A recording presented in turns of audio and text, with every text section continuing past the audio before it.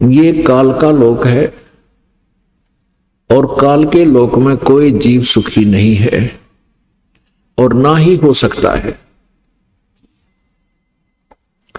परमात्मा हमें याद दिलाते हैं जब आकर के कि तुम इस झूठे सुख को सुख है ये मान रहा मनमोद, ये सकल चबीना काल का, कुछ मुख में कुछ गोद। परमात्मा कहते हैं, हमें समझाते हैं आकर के कि ये सभी जितने भी यह व्यवस्था है और जितने भी ये मानव हैं, ये इस झूठे सुख को सुख मान बैठे हैं। संतान और संपत्ति को हम अपना मानते हैं। पुण्यात्माओं, उन व्यक्तियों को देखो जिनके एक का पुत्र था, उसी की मृत्यु होगी। किसी की पुत्री थी, पुत्री की मृत्यु होगी। अब जिसको हम अपना मान बैठे थे, जिसके ऊपर हम आसक्त थे और खुशी मनाई थी पुत्र उत्पत्ति होने की, पुत्री उत्पत्ति होने की, जन्म होने की, तो वह खुशी क्या थी? जब पुत्र हुआ तो खुशी मनाई, बेटी हुई तो आनंद हुआ, लेकिन जब मृत्यु को प्राप्त हुए और जब मृत्यु को प्राप्त हो गए फिर टक्कर मार कर रोए। तो काल ने हमें बहका रखा है या मूर्ख बना रखे हैं, और इस भूल को मिटाने के लिए केवल परमेश्वर को ही आते हैं। बाकी यहाँ कोई संत आते हैं, परमात्मा की कृपा जिन पर नहीं होती, वो अच्छी आत्माएं होती हैं, वो काल के हत्थे चढ़ जाते हैं और काल फिर उनको अपने दूतों के माध्यम से मिसगाइड करके, उनको गुमराह करके अपनी ही महिमा और झूठे ज्ञान के प्रचार में व्यस्त कर देते हैं। जैसे आप देखते हैं ये जितने भी पंथ चले हुए हैं, जैसे राधा स्वामी पंथ, इनका इसका जो प्रवर्तक था वो बहुत ही पुण्यात्मा था, बहुत ही पिछले जन्म जन्मांतर के उसके शुभ संस्कार घने थे, और वो काल के हाथ से चढ़ गया। उन्होंने न तो कोई गुरु बनाया और परमात्मा के पाने की तड़प गड़ी थी, अपने आप मनमुखी हठ योग करने लग गया, सदग्रंथों को पढ़ के उनमें से आप पे निष्कर्ष निकाल के 17-18 वर्ष एक बंद कमरे में रह रहकर उसने हठ योग किया। हठ योग करने से सिद्धियां आ जाती हैं, कुछ पिछले पुण्य की कमाई साथ होती है, जिस कारण से उस व्यक्ति के द्वारा कुछ एक व्यक्तियों को लाभ भी हो जाता है, उसकी वचन में शक्ति भी होती है, मीठा सुरीलापन भी होता है। अपने आप ये पुण्यात्मा जो अन्य जो श्रद्धालु होते हैं वो भी पुण्यात्माएं होती हैं, जो परमात्मा की तलाश में घूम रही होती हैं, तो वो उसके चिपक जाती हैं। वो कैसे चिपक जाती हैं? जैसे पतंग दीपक को अच्छी वस्तु जानकर उसके चिपक जाता है और जल के मर जाता है। तो ये जितने भी उनके अनुयायी हैं, ये उनको अच्छी वस्तु यानी परम धनी संत मान कर उनसे चिपक गए, क्योंकि उनको वो अच्छी वस्तु लग रही। उनका स्वभाव है संत के दर्शन करना, संत के विचार सुनना, उनके बस की बात नहीं, वो अवश्य जाते हैं, विवश हैं। जो पुण्यात्मा पिछले जन्म जन्मांतर से भक्ति करती हुई आ रही है, उस स्वभाव वश वे वहां चिपक गए। अगर वहां से वापस नहीं हटेंगे तो वहां सभी जलकर मरेंगे। जलकर मरने का तात्पर्य है वो पशु योनि में जाएंगे, पशु पक्षी बनेंगे, 84 लाख योनियों में जाएंगे या प्रेत बन जाएंगे। क्योंकि श्री शिवजाल जी हैं, राधा स्वामी पंथ का प्रवर्तक भी भूत बन गया। उसकी जो पूरा जन्म की बैटरी चार्ज थी, शुभ संस्कार थे, वो तो खत्म हो गए, दुनिया को आशीर्वाद दे गए, और भविष्य की कमाई उनकी थी नहीं, क्योंकि मंत्र गलत थे। ये 500 नाम काल के हैं, इनसे बैटरी चार्ज नहीं होती, भूल भुलैया कर रखिए। तो उन्हीं के जीवन चरित्र में प्रमाण है कि शिवदयाल जी अपनी मृत्यु के उपरांत अपनी शिष्या बुक्की के अंदर प्रवेश करके बोलते थे और उसी तरह हुक्का पीते थे जो पहले पिया करते बुक्की अपनी शिष्या में, और उसी तरह रोटी खाते थे। वह रोटी बनाती बुक्की आप पर और उसी में वो भूत बैठ कर शिवदयाल जी खाता था और हुक्का पीता पलंग पर बैठ कर डट के, क्यों पुरानी आदत थी, उसी तरह वहां बैठ जाता। तो ये प्रेत बन गए। तो ये थी अच्छी आत्माएं और ये चढ़गी काल के हाथ में इनका दुरुपयोग कर लिया और फिर इनको पटक दिया ठा के। ये जो काल भगवान है जिसको आप जी ब्रह्म मानकर पूजा किया करते थे, ये एक नंबर का विलियन समझ लो, ये खलनायक है।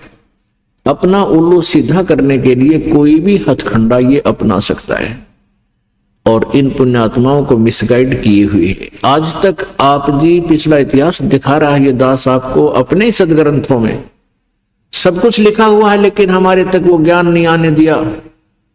और ऐसे महर्षि की पदवी उनको हमने दे रखी थी जो कति अज्ञानी लोग थे, हम उनको महर्षि मानते थे, बड़े वेद के वेता मानते थे और वो जानते को ना कह भी नहीं जानते थे आध्यात्मिक मार्ग का। तो इस काल के जाल में सभी प्राणी महादुखी हैं, महादुखी। पुण्यात्माओं, हमने इस झूठे सुख को सुख मान लिया क्योंकि हम एक दूसरे को देखकर सुखी दुखी होते हैं। जैसे एक व्यक्ति का इकलौता पुत्र मर गया, उसकी जब वो मृत्यु हो जाती है तो आसपास के कुल के लोग आते हैं, सांत्वना देते हैं। अब जिसका इकलौता पुत्र था, क्योंकि हम पुत्र को बहुत महत्व देते आए हैं अभी तक इन भ्रमित किए हुए संतों के ज्ञान के आधार से, तो वो एकलौता पुत्र मर गया। पहले खुशी कितनी मनाई थी, अब वो टक्कर मार मार कर हो रहा है। उसके बाद किसी के 2-3 पुत्र थे, एक की मृत्यु होगी, अब वो पूरा परिवार बिलख रहा है। उनको सांत्वना देने के लिए कुल के लोग आते हैं और वो व्यक्ति भी वहां चला गया जिसका इकलौता पुत्र मर चुका था 2 साल पहले।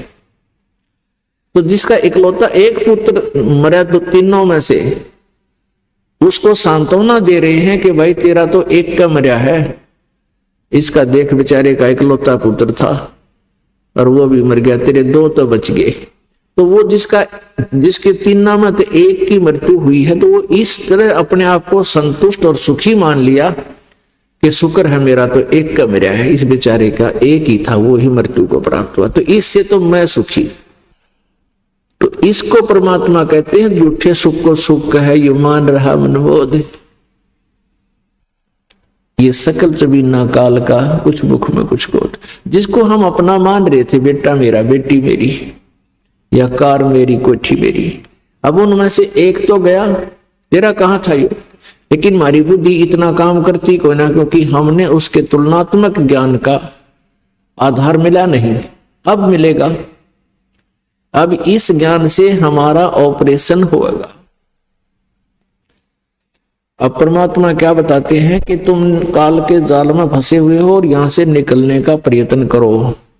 निकलने का प्रयत्न हम उस समय करेंगे जब हम वास्तव में समझ लेंगे कि सचमुच हम यहां बुरी जगह फंस गए। और ये समझाने के लिए सत्संग किए जाते हैं, ये समझाने के लिए सदग्रंथों के विचार आपके समक्ष संत के द्वारा प्रस्तुत किए जाते हैं, क्योंकि इन सदग्रंथों को स्वयं पढ़ने से इतना ज्ञान नहीं हो सकता, वो आज तक हुआ भी नहीं। परमात्मा अपनी अमरवाणी में बोलते हैं कि गुरु बिन काहु न पाया ज्ञाना, जो थोथा वो छड़े किसाना, गुरु बिन वेद पढ़े जो प्राणी, समझे ना सार रहे ज्ञान। इसलिए टीचर की आवश्यकता पड़ती है। आध्यात्मिक टीचर सतगुरु गुरु होते हैं, वो भी आध्यात्मिक टीचर होते हैं, रिलीजियस टीचर बोलते हैं इनको, तो उनकी भी आवश्यकता पड़ती है। लेकिन इस अध्यात्म मार्ग के अंदर ये नकली गुरु गणे हैं। कल के सत्संग में आपको ये बताया था कि 3 लोक और भवन चतुर्दश में कोई नहीं सत्संगी, और प्रमाण दिए थे किसी को भी यथार्थ ज्ञान नहीं है। और आज आपके ऊपर कृपा की परमात्मा ने, इस दास को वो तत्वदर्शी संत बनाकर भेजा है। और आप जी के ऊपर विशेष कृपा परमेश्वर की कि आपका जन्म ऐसे समय में और फिर इस सतलोक आश्रम में बरवाला में आने का शुभ अवसर मिल गया। आपके पुण्यों की, आपकी शुभ किस्मत का कोई अंदाजा नहीं लाया जा सकता। पुण्यात्माओं, इस मार्ग से भ्रमित मत होना है, क्योंकि ये मार्ग एक ऐसा है जो पूरे विश्व के विपरीत है। आप यहां से ज्ञान सुनकर जाते हैं, जो एक दो बार भगता लिए तो अपने मित्रों को, रिश्तेदारों को, यानी वो बैठकर समझाने की चेष्टा करता है, तो सभी एक बार बिदक जाते हैं और पूरा विरोध करते हैं, क्योंकि उन्होंने आपकी तरह ही पहले, जैसे आप जी ने ज्ञान ठोक रखा था, अंदर सारा भरा पड़ा था, ऐसे उन सब के अंदर वो खचड़ा भरा हुआ है और वो इस ज्ञान को जल्दी से अंदर समाने नहीं देता। लेकिन आप जी ने उनकी बातों को नहीं मानना है, वो आपकी ना माने दुर्भाग्य है उनका, लेकिन आप जी ने उनके विरोध से परमात्मा से दूर नहीं होना है, चाहे कुछ भी हो। लेकिन परमात्मा आपकी मदद करेगा और आपको बहुत सहयोग देगा, आप सफल होगे, क्योंकि उनकी दुर्गति होंगी, उनके इतना कैर टूटेगा जो भगवान से दूर है। ऐसे कलयुग में 24 घंटे इंसान कोई अच्छी सोच नहीं रखता, चाहे कितना अच्छा आदमी दिखता हो, क्योंकि परमात्मा के ज्ञान के बिना वो अच्छा सोच ही नहीं सकता।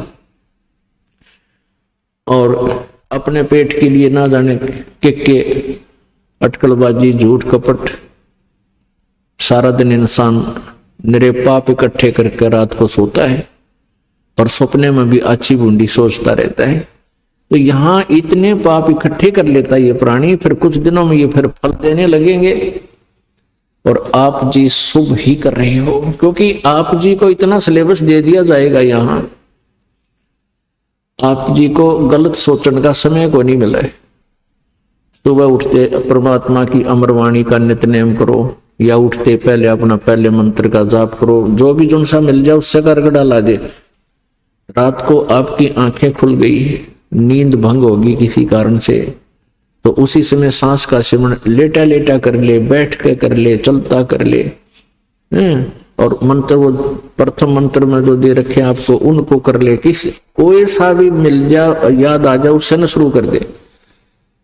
और फिर दोपहर के बाद रमैणी, अशोक निकंदन रमैणी, शाम की संध्या आरती, अपना फिर बाकी दैनिक कार्य अपना जो कर्तव्य कर्म है वो भी करते रहे और परमात्मा को याद रखें। तो आप जी को इतनी आवश्यकता, इतना समय नहीं मिलेगा कि आप किसी की बूंदी सोच सको, किसी का बुरा सोच सको। और फिर भगवान की वाणी से, भगवान के ज्ञान से डर हो जाएगा आपके गात में। आप सत्कर मान लेना, जब तक ये प्राणी भगवान से भय नहीं मानेगा ये अच्छे काम नहीं कर सकता। और भय जब मानेगा, जब ये शाना हो जाएगा, ये थोड़ा सा मैच्योर इसका माइंड हो जाएगा। जैसे छोटा बच्चा होता है, वो छोटा बालक अग्नि में भी हाथ दे देता है, नाले में गिर जाता है, कोई नंगा तार हो बिजली का उसको भी पकड़कर और मृत्यु को प्राप्त हो जाता है, क्योंकि उसको डर को नहीं। डर क्यों को नहीं? क्योंकि उसको ज्ञान नहीं। तो ऐसे ही जब वो बच्चा बड़ा हो जाता है तो हर चीज को से समझने लग जाता है, उसके गुण अवगुणों से परिचित हो जाता है, तो फिर उससे वो डरता है। तो दास ये चाहता है कि मानव समाज परमात्मा के विधान से परिचित हो जाए, फिर ये गलती नहीं करे, फिर ये कोई जुल्म नहीं करेगा, चाहे लाख करोड़ रुपये दर दे को आगे ठोकर मार देगा। ये शर्मा मारूंगा, 1 लाख रुपया निकल न कीड़े पड़ जाए, शर्मा कुत्ता बनूंगा, गधा बनूंगा, या माया यही रह जाएगी। कहते हैं रति कंचन पाया नी रावण चलती बार। रावण के पास इतना सोना था कि उसने सोने की ईंटें बनवा के महल बना रखे थे, लंका यानी अपनी नगरी बना रखी थी। और मृत्यु को प्राप्त हुआ, कुत्ते वाली मौत गया कि मेरे खोटे खोदे। जिसके पास अधिक माया है वो उसकी शत्रु है, वो उसकी पूरी दुश्मन होती है। परमात्मा ने इसके बारे में कहा कि दान माया दुख भंजनी और संचित है दुख मूल। जो माया का संग्रह करते हैं उनके वो दुख की जड़ है, बहुत हानि कर देती है। तो इसलिए जब हमें ज्ञान हो जाएगा कि इस माया का हम करेंगे क्या, और ठीक है परमात्मा ने जो हमारे पूरे जन्म के संस्कार में लिखा है, माया दी है, तो उसका सदुपयोग करें, दुरुपयोग नहीं करें, परमात्मा की भक्ति अधिक करें। तो इस प्रकार ये दास चाहता है कि आप जी को डर लगे, आपको भय बने भगवान का। और जब तक भय नहीं होगा जीव सुधर नहीं सकता, ना शुभ काम कर सकता। अब आप देख रहे हो ये इंसान परमात्मा के विधान से अपरिचित होने के कारण केवल माया ही को सर्वस्व मान चुका है। हर प्रकार से किसी भी क्षेत्र में देख लो आप, किसी भी क्षेत्र में आप किसी ऑफिस में जाते हैं, कोई भी रिश्वत के बिना कलम नहीं उठा कर राजी, इतना गिर गया सतर इंसान का। और उनके घरा में देख ले फिर के सुख हो रहा है, बिरान मैटी, किसी की बेटी छोड़ दी, किसी की विधवा होगी, किसी का कैंसर है, किसी का और बीमारी है, कोई और समस्याएं पैदा, कोई जीव सुखी नहीं। क्योंकि हम अपने आप अपने भविष्य के मार्ग में कांटे बो रहे हैं, फिर उन पर चलना भी हमने ही पड़ेगा। तो इस प्रकार ये ज्ञान जब होगा, हाथ नहीं लाओगा, ये प्राणी कति जहर समझ लेगा, व्यसन। और जो 2 नंबर का काम करके रिश्वत आदि लेकर के अपने परिवार का पोषण करते हैं, उन व्यक्तियों को अपने परिवार को उनकी ऐसी दशा हो जाएगी, विष देने की आवश्यकता नहीं पड़ेगी। यानी वो विष दे रहा है, वो ऐसे आहार करवा रहा है, जो ऐसे पैसे इकट्ठे कर रहा है। तो इस बुराई से मानव को उल्टा हटना होगा। माया हम किस लिए इकट्ठी करते हैं? माया को संग्रह करने का उद्देश्य क्या होता है कि बढ़िया कार लूं, बढ़िया कोठी बनाऊं, और फिर बेटी बहनी है, बेटी के विवाह में दहेज देना पड़ेगा, घना खर्चा करना पड़ेगा। तो हमने यह दहेज की बीमारी ला ली, इसी ने खत्म कर दिया जो जड़ है सारी दुख की। इस दहेज को ही हम बंद कर दे। देखना फिर परमात्मा कैसे रजा करते हैं। और ये लंबी लंबी कोठियां ना बना करके अपना ऐसा झोपड़ा गाल लें, इसी इतना मकान बना लें जिससे आपका टाइम पास हो जाए। परमात्मा के ज्ञान पे आधार होने के बाद आपको यह बात समझ में आएगी। एक रंका बंका नाम के 2 पति पत्नी थे। रंका पति का नाम था, बंका उसकी पत्नी का नाम था। और परमेश्वर कबीर जी उस समय अन्य रूपांतर करके एक संत भूमिका में वहां रह रहे थे। रंका और बंका, और एक उनकी पुत्री, उसका नाम वंका था। उन तीनों ने उपदेश ले रखा था। उधर से नामदेव जी, महाराष्ट्र के अंदर श्री नामदेव जी ने भी उन्हीं परमात्मा यानी गुरु जी से उपदेश ले रखा था। रंका और बंका ने एक झोपड़ी डाल रखी थी। पहले तकरीबन झोपड़ी ही डाला करते थे, इतनी ही व्यवस्था थी, इतना सिंपल लिविंग था प्रत्येक का। और ज्यादा ही गरीब थे, यानी निर्धन ज्यादा थे। लकड़ियां काट तोड़कर लाते थे जंगल से, उनको बेचकर अपना आहार करते थे, गुजारा करते थे, अपना निर्वाह किया करते थे। एक दिन नामदेव जी ने कहा, गुरुदेव आपके भक्त बहुत दुखी हैं, उनको कुछ धन दे दो, बहुत निर्धन है, जंगल में जाते हैं, उनका सारा समय लकड़ियां लाने लोने में व्यस्त खराब हो जाता है और बहुत दुखी हैं, शरीर पर कपड़े भी अच्छे नहीं हैं उनके, परमात्मा ने कहा बेटा, वो गुरुदेव ने कहा कि बेटा वो माया नहीं चाहते। नामदेव जी ने कहा ना जी, चाहते क्यों ना, वो तो दुखी बहुत हैं, आप कृपा बख्शोगे तो वो जरूर चाहेंगे, आप दोगे तो वो लेंगे ही लेंगे। परमात्मा बोला चल आज उनको माया देते हैं। परमेश्वर कबीर जी ने क्या किया, कुछ गहने ले लिए, सोने के, ये हाथ के कड़े, काना के, नाक के अच्छे बहुत ज्यादा, कुछ चांदी के। रंका और बंका लकड़ी ले आन लाग रहे थे, लकड़ी तोड़कर जंगल से आ रहे थे और उसके रास्ते में परमात्मा ने वो गहने डाल दिए, जेवरात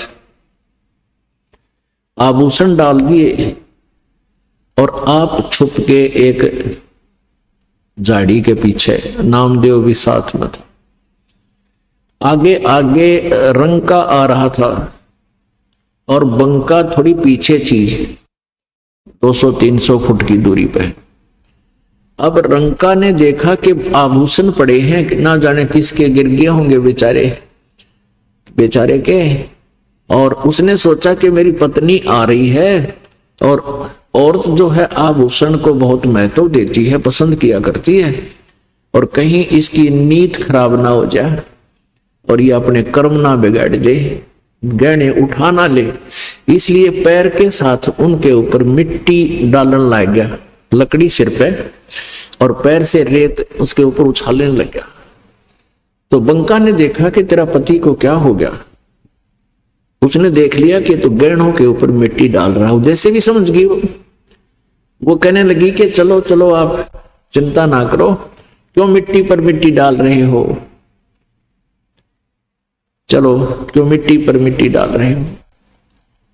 अब वो चल पड़ा, अब इसने देख तो लिए ही भी कर लेगी जैसा करेगी, तो वो भी चली गई, उठाया नहीं उन्होंने गहना।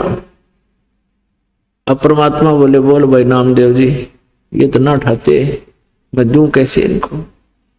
नामदेव जी को बड़ा झटका लग गया। उसके बाद उनमें भी बहुत परिवर्तन हो गया, क्योंकि वो पहले अच्छे पैसे वाले थे, फिर अपनी मां के साथ वो अलग से झोपड़ी में ही रहने लगे। तो पुण्यात्मा परमात्मा जो है, ऐसे ज्ञान होने के बाद वो बहुत निकट आ जाता है। जैसे आपने कथा सुनी है कि नरसिंह जी के पास घनी माया थी, इतना कंजूस था, जितना घना धन होगा जिस प्राणी के पास, वो उतना ही ज्यादा परमात्मा से दूर होता चला जाता है और माया की जोड़ में अंधा हो जाता है उसके संग्रह करने में। अब नरसिंह जी के पास बहुत ज्यादा धन था। आज से कई सैकड़ों वर्ष पहले उसके पास 56 करोड़ की संपत्ति थी। आज तो 56 अरब हो जाए, और चवन्नी दान करया नहीं करता। परमात्मा ने ऐसी लीला की, एक ब्राह्मण रूप बनाया, और उसे जब वो सेठ जी गंगा घाट पर स्नान करने गया हुआ था, वहां उससे दान दक्षिणा मांगी और वो मना कर गया। फिर आखिर में 1% देने की स्वीकृति दी, और वो भी कहा कि मेरे घर पर आ जाना, ब्राह्मण वहां दे दूंगा। तो परमात्मा वहां भी चले गए। कहने का भाव ये है कि उसको उस माया से निकालना था। अब एक दिन परमात्मा ने नरसिंह रूप बनाकर और नरसिंह के घर पहुंच गया, और नरसिंह चला गया बाहर सैर सपट्टे करने घूमने के लिए। सुबह सुबह वापस आया तो उसने देखा कि एक नकली नरसिंह अंदर विराजमान है, और उसने सब नौकरों से कह दिया कि एक बहुरूपिया, वो ब्राह्मण है ना, वो बहुरूपिया है जो टका मांगने आता था, आज वो मेरा रूप बनाकर आएगा, उसको भगा देना यहां से। तो वो परमात्मा अंदर बैठ गए नरसिंह रूप बनाकर। नरसिंह ओरिजिनल आया तो नौकरों ने धक्का देकर भगा दिया कि तू झूठा कपटी व्यक्ति है, पीछे क्यों पड़ा हुआ है, चला जा, तुझे पीट देंगे। हमारा सेठ अंदर बैठे है। तो नरसिंह ने फिर कोर्ट में अर्जी लगाई। वहां कोर्ट में भी पूछताछ के दौरान परमात्मा ने सारी ही हिस्ट्री बता दी उस घर की, कित के रखा है, बई में क्या लिखा है। नरसी नहीं बता, ओरिजिनल नहीं बता सका अपने घर की सारी स्थिति को, तो ओरिजिनल को तो रिजेक्ट कर दिया कोर्ट ने, और डुप्लीकेट जो भगवान थे यानी दूसरे नरसी का रूपधार उनको मालिक सिद्ध कर दिया। तब वो नरसी मत्थे पर हाथ रख के बैठ गया जंगल में जाकर, बाहर वन में, बनी में। तब वहां गए परमात्मा और कहने लगे, बोल भाई नरसी भगत, या माया तेरी थी या मेरी? नरसी बोला, या थी तो मेरी, पर तू मेरा नहीं, कुंड से जन्म का दुश्मन है मेरा, आज तने आड़े पली। परमात्मा बोले, ना यह तेरा भूल है बालक, यह पहले भी ना थी तेरी और आज भी नहीं है तेरी, यह मेरी ये थी। तब उसको पूरा ज्ञान समझाया। आज तू ईब के करेगा इस माया का, ले लेने, लेकर दिखा इसमें एक एक एक ग्राम ले ले, एक टका लेकर दिखा दे, तू अपनी मान रहा था नालायक। काया तेरी है नहीं, यह माया कहां से हो? चरण कमल में ध्यान रख, इन दोनों ने खो। फिर वो समझ गया, भैया बात तो कुछ और है। फिर कहा कि मैं तुझे माया तो दे दूंगा, लेकिन यह तेरी दुश्मन है बेटा, तुझे खा जाएगी या तेरे जीवन में बर्बाद करने लग रही। क्या करेगा? शर्म में मारेगा तू। एक बेटी थी वह ब्याह दी और तेरा संतान नहीं, इसके चिपटा बैठा, कल ना मृत्यु हो जाएगी और लोग बांटेंगे इसने, और गधा बना रहेगा, पाप कर्म तेरे सिर पर रखे रहेंगे। उसी दिन से न बोले, जी आंख खुल गई मेरी, तय कुछ इस नरक से निकलने का मार्ग बताओ। कि इसने बांट बीमारी ने भंडारे लगा, धर्म कर दे। ठीक जैसे आप कहोगे। तो परमात्मा ने क्या करना था? उस माया का वापस दे दी, अगले तुम अपना कर्म बना ले, ये कर्म बिगाड़े था तो पुण्यात्माओं, हम तो माया मांगना हो भगवान ते, इस बीमारी ने गले में गालने के लिए परमात्मा कहता है इससे बच्चों, और फिर आप सत्य भक्ति करो, दान धर्म करते रहो। कहते हैं कल्पे कारण कौन है, कर सेवा नहीं काम, और मन इच्छा फल देऊंगा जो पड़े मेरे ते काम। आपने बहुत सी और भी कथाएं सुना रखी इस दास ने। जैसे एक बार परमात्मा कबीर जी के बारे में झूठी चिट्ठियां लिख दी कि कबीर भंडारा करेगा, और कबीर परमेश्वर जी कपड़ा बुनते थे, उसकी जो मेहनताना आता था उससे अपने परिवार का पोषण करते थे। परिवार कौन कौन थे? परमात्मा का जन्म नहीं हुआ, परमात्मा ने कोई ब्याह नहीं, शादी नहीं करवाई, उनकी कोई संतान नहीं थी, लेकिन 2 मुर्दे बच्चों को जीवित किया था किसी शर्त पर, जनता का भ्रम निवारण करने के लिए, और जिस कारण से लाखों लोग परमात्मा के शिष्य भी हुए थे उन्हीं अब चमत्कारों को देखकर।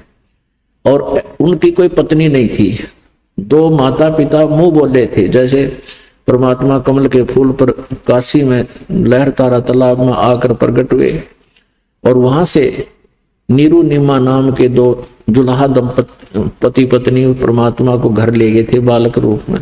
बड़े होकर वो दुल्हे का कार्य करने से दुल्हा कहलाए। तो उनको वो माता पिता समझो, ये परिवार था, 4 सदस्य और थे। तो उस मेहनताने से वो परमात्मा जो मेहनताना मिलता था कपड़ा बुनने से, उससे जो घर की व्यवस्था के लिए, घर के खाने खर्चे के लिए जो आवश्यक वस्तु थी वो ला करके बाकी का भंडारा कर देते थे, कोई पैसा नहीं रखते थे। तो ये झूठी चिट्ठियां डाल दी उनको, भाई कबीर भंडारा करेगा, क्योंकि कबीर परमात्मा जी इन नकली संतों ऋषियों ब्राह्मणों के सिर में दर्द बन गए थे, क्योंकि वो झूठा ज्ञान प्रचार करते थे। परमात्मा उनके ज्ञान को काटते थे और सच्चाई बताते थे जो उनके रास नहीं आई थी। और उन्होंने परमात्मा को, कबीर जी को मारने की, काटने की, तो हर तरह से कोशिश की, बदनाम करने की, लेकिन ना उनसे वो मरे थे और ना ज्ञान में हारे। अंत में उन्होंने एक चिट्ठी लिख दी, सब युग के सभी संत महात्मा आ जाओ कबीर की तरफ से कि मैं भंडारा कर रहा हूं 3 दिन का, सबको 1-1 असरफी, 1 बार के भोजन के बाद, और 1 दोहर यानी 1 कंबल, ये दक्षिणा दूंगा। तो लालची लोग भी 18 लाख इकट्ठे हो गए, वहां इकट्ठे हो गए। तो परमात्मा ने दूसरा रूप बनाया और केशव रूप बनाकर, एक बंजारे का रूप बनाकर, एक व्यापारी का रूप बना करके वहां आगे और 18 लाख व्यक्तियों का आहार वहां करा दिया और 3 दिन तक और बहुत सुंदर सुंदर भोजन कराए। एक असरफी और एक दोहर यानी कंबल उनको दान दिया, जैसा भी पत्र में लिखा हुआ था उन झूठे कपटियों ने। तो परमात्मा कहते हैं कि यदि आप, क्योंकि उन्होंने एक अपनी एक एग्जाम्पल दिया था हमारे को, एक रोल रिहर्सल करके दिखाई थी कि यदि तुम भी परमात्मा पर ऐसा विश्वास करके चलोगे, आपके ऊपर जब कोई आपत्ति आवेगी तो भगवान न्यो मदद करया करे। परमात्मा ऐसे सहयोग दिया करता है। तो इसलिए हमने उस माया को, परमात्मा को ज्यादा महत्व देना चाहिए माया के स्थान पर। अब इस माया के विषय में परमेश्वर की वाणी में लिखा है, ग्रीब माया ऐसी माया मोहनी, बरम सरीखा खेल, सतगुरु शरण उबरे जाकी बंकी हेल। ग्रीब ऐसी माया मोहिनी, मोहा सकल जिहान, इस माया की जाड़ में आगे चतुर सुजान। ग्रीब ऐसी माया मोहनी, ये ब्रह्म सरीखा तोल, विष अंजन धर उतरी, ये पिए हंसा गोल। ग्रीब ऐसी माया मोहनी, ब्रह्म सरीखा तोल, ज्ञानी ध्यानी सब मुझे खा लिए अणबोल। ग्रीब ऐसी माया मोहनी, दुश्मन गणे नमीत, आन अटक मान नहीं, खाने ही से प्रीत। ग्रीब ऐसी माया मोहनी, हिलमिल मोह लिए सुरपंथ, 3 लोक को खा गई, धर धर रूप अनंत। ग्रीब ऐसी माया मोहनी, होरा होरी घूर, सतगुर हेला देत हैं, या से रहियो दूर। ग्रीब ऐसी माया मोहनी, मोह लिए सब लोग, सुर नर मुनि जन खा लिए, दे दे बाचा पोख। ग्रीब ऐसी माया मोहनी, मंडन सब संसार, कृष्ण विष्णु भगवान तक सब माया की लार। ग्रीब माया माया क्या कह रहे, ये माया रावण राम, मन माया हो बिस्तरी, माया के सब काम। ग्रीब माया माया धरनी आकाश से है, ये माया चंद्र सूर्य, माया पानी पवन है, माया से के सब तूर। ग्रीब माया ब्रह्मा विष्णु है, ये माया शंकर शेष, 5 तत्व गुण 3 लग, ये माया ही परवेश। ग्रीब माया घोर अंधेर है, माया ही उजियार, माया ही की सृष्टि है, माया के आधार। ग्रीब काया माया हो रही, जित लखड़ा आकार, आद अंत लो जानियो, 24 अवतार। ग्रीब ये माया के फूल हैं, जेते दर शरीर, सुर नर मुनिजन सब कहूं हो, सिद्ध साधक और पीर। ग्रीब ये माया के फूल हैं, जेते दर शरीर, इस बेली लाग्या नहीं, ये अदली असल कबीर। अब यहां बता रहे हैं कि ये माया जो है, जैसे हम माया किसको जानते थे अभी तक कि पैसा धन हमें माया मानते थे, नहीं, ये सारा ही माया है। माया का दूसरा अर्थ जाल भी होता है। ये पैसा भी जाल है हमारे लिए। अब जैसे कल आपको कल बताया था कि एक समय कुंभ का मेला भरा था और उसमें ये गिरिपुरी नाथ ओगड़ नागा सारे ये शिव के उपासक, तमोगुण शिव के उपासक, और वैष्णो साधु थे विष्णु जी के उपासक, सतगुण विष्णु के।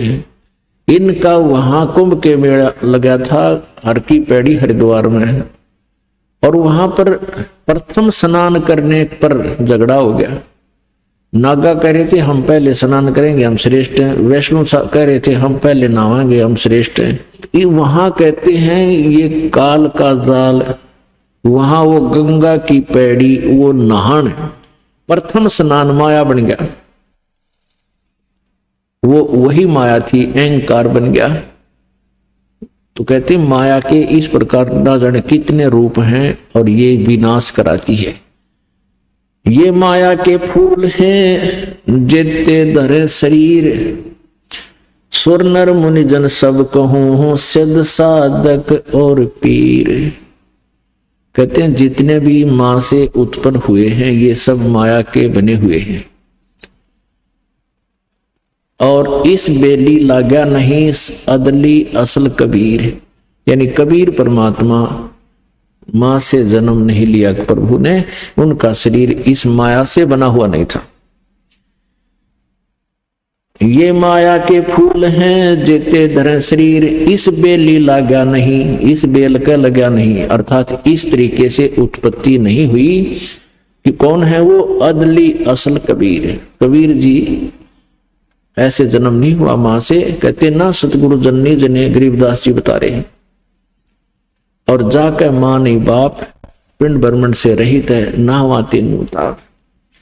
गरीब माया ही के फूल हैं लाग लाग कुमलाए, ब्रह्मा विष्णु महेश लगिए योनी आवे जावे। अपने आत्मा यहाँ बात बिगड़ रही थी। ये वाणी गरीबदास जी ने 250 वर्ष पहले लिखी और आज से 600 वर्ष पहले परमेश्वर कबीर जी ने यही बात, यही ज्ञान बताया। और अपनी प्यारी आत्मा गरीबदास जी को सन 1727 में आकर यहाँ छुडानी गांव हरियाणा के अंदर जिला झज्जर में मिले थे। उनको भी अपने ज्ञान से अपरिचित करवाया था, अपना ज्ञान इनमें फीड कर दिया था परमात्मा ने। जैसे एक मोबाइल से दूसरे मोबाइल में कोई भी वस्तु जो मैटर है वो भेज दिया जाता, ऐसे परमात्मा ने अपना ज्ञान, ओरिजिनल ज्ञान जो था 5 सूक्ष्म वेद गरीबदास जी के अंतःकरण में वो फिक्स कर दिया था। तो उस समय से क्या बता रहे हैं गरीब, ये जेते आवत जाते हैं सब माया के माही, वृक्त एक कबीर हैं जाकी सरवर नाही। गृह माया ही के फूल हैं लाग लाग कुमड़ाई, और ब्रह्मा विष्णु महेश तक ये योनी आवे जाही। ये वाणी 250 वर्ष पहले लिखी, यानी सन 1727 में, लगभग 300 वर्ष हो गए। और उस समय कोई इस वाणी को अनुवाद करे कि ब्रह्मा विष्णु महेश भी जन्मते मरते हैं, योनि आमे जाई, अन्य प्राणियों की योनियों में भी जाते हैं, तो सिर फड़वाण का काम था। और कबीर परमेश्वर जी ने 600 साल पहले यही कहा था, और 250 वर्ष पहले यह वाणी लिखी गरीबदास जी ने भी यही बोला था। लेकिन हमारे गले उतरी नहीं यह बात, क्योंकि हम अशिक्षित थे, हम सद ग्रंथों से अपरिचित थे। आज परमेश्वर ने रजा की है इस पवित्र भारतवर्ष पे। 1947 में भारतवर्ष स्वतंत्र हुआ। उसके बाद विद्या का एकदम एक बहुत ही युद्ध स्तर पर जो है ना विद्या फैल गई अग्नि की तरह। इतना एकदम पहले बेटियों को तो मतलब है नहीं पढ़ाने का, लड़के भी ना पढ़ा करते, और फिर एकदम इतना हुआ कि बेटियां भी बूढ़े भी पढ़वा दिए परमात्मा ने, क्योंकि वो ज्ञान समझाना था। पुणात्मा इस अक्षर ज्ञान में आनी गणी है मनुष्य को, और लाभ थोड़ा। अब क्योंकि आप जी जो ज्ञान, आप जी ने जो संसारिक व्यवस्था में जो देखा है उसमें तो आप मान रहे हो भाई शिक्षा नहीं करी तो कुछ भी कोई ना उसके पास। अब इसलिए आवश्यक है ये शिक्षा कि हम सदग्रंथों को पहचान लेंगे, अन्यथा इस शिक्षा में निरे अवगुण है। आपस में द्वेष चतुरता घनी आएगी, है सद्भावना रही को ना, एक एक फिर अपने अपने अहंकार में चूर हो गए। क्यों, दो रोटी जिसने मिल जा, बढ़िया नौकरी हो जा, दो थोड़ा सा व्यवस्था मकान कोठी का बन जा, फिर वो इंसान समाज से भी अलग हो जाता है और भगवान से तो 100 कोस हो लेता है। तो इसमें अवगुण घड़े हैं, फिर भी आवश्यक इसलिए आवश्यक था कि इससे हमने एक वास्तविक वस्तु अपने बच्चों को देनी है, इस बिना हुआ मिला को नहीं। अब से पहले क्या था कि कुछ एक वर्ग शिक्षा ग्रहण करता था, वो वेदों को पढ़ लेता था, जैसा भी उनको कहा गया था, हम संत ग्रंथों को पढ़ो जानो और फिर संसार को बताओ। तो वो आकर के गांव में सत्संग करते थे, भगवान की चर्चा सुनाया करते थे। तो अन्य को जरूरत नहीं थी पढ़ने की कि ये जो बता रहे हैं सही बोल रहे होंगे, और उनके अनुसार फिर साधना शुरू कर दी। तो यह बिजली न्यो गिरी रही। अब इसलिए परमात्मा ने संत तो शिक्षित है ही है, लेकिन भगत भी शिक्षित, और शिक्षित है तो हम भगवान के ज्ञान को आंख में देख कर स्वीकार करेंगे। तो इसलिए क्या बताते हैं, माया ही के फूल हैं ये लाग लाग कुमड़ाना माने मुरझाना। जैसे फूल खिला मुरझाएगा, खत्म हो गया, ऐसे ही जन्म है जीव का। बालक हुआ, फिर युवा हुआ, फिर बुढ़ा हो गया, मुरझाएगा, फिर मर गया, टूट के गिर गया। तो कहते हैं माया ही के फूल हैं ये लाग लाग कुमड़ाई, ब्रह्मा विष्णु महेश लगे ये योनि आवे जाई। ब्रह्मा विष्णु महेश तक भी जन्म और मृत्यु के अंदर है, इनका भी जन्म मृत्यु होता है। ओए होए, 600 वर्ष पहले परमात्मा ने ये बात कही थी, जो आज हमारे सदग्रंथ इसका समर्थन दे रहे हैं।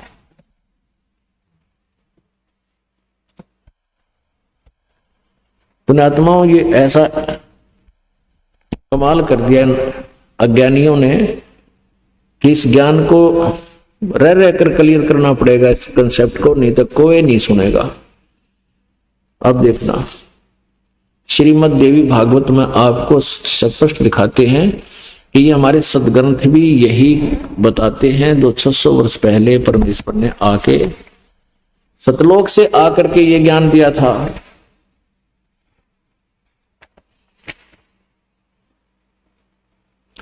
श्रीमद् देवी भागवत सचित्र मोटा टाइप, संपादक हनुमान प्रसाद पोदार, चिमन लाल गोस्वामी। ये कहां से प्रकाशित है? प्रकाशक में मुद्रक हैं गीता प्रेस गोरखपुर, गोविंद भवन कार्यालय कोलकाता का संस्थान। इनके फोन और फैक्स नंबर है। 123 नंबर पर आते, 123 पृष्ठ पर तीसरे स्कंद में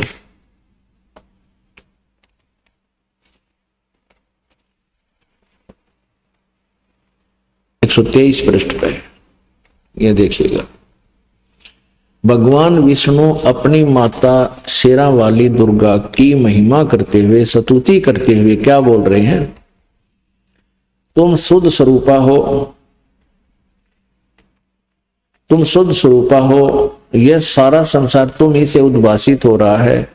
मैं ब्रह्मा और शंकर हम सभी तुम्हारी कृपा से विद्यमान हैं।